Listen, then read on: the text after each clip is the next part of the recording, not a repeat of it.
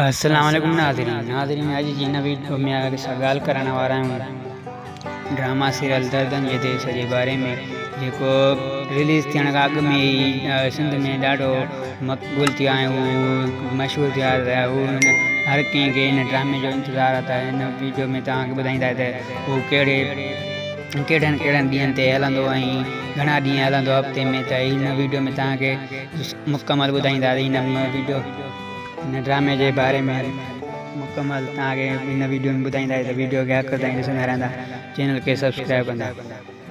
त ही जो ड्रामो आहे दर्दन जो देश इहो केटियन ते ऑनर कयो वेंदो ईद खां पोइ ऐं हीउ हफ़्ते में 5 ॾींहं हलंदो जंहिंमें सूमर अंगारो अरबा ख़मीस जुम। त इहे 5 ॾींहं ही ड्रामो राति जो 7 वॻे ऑनर थींदो ईद खां पोइ जेको आहे सो केटियन ते हलंदो 7 बजे ऐं हफ़्ते जा 5 ॾींहं हलंदो।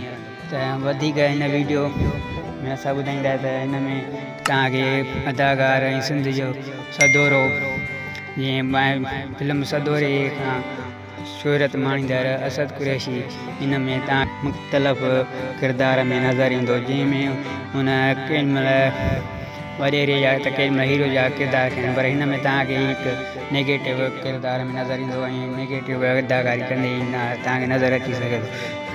ऐं हुन खां अलावा तव्हां अब्बास गुल जो उहो अब्बास गुल ऐं असद कुरैशी आम्हूं साम्हूं हिक ॿिए जे हूंदा आहियूं, हिक ॿिए जा दुश्मन हूंदा आहिनि ड्रामे में।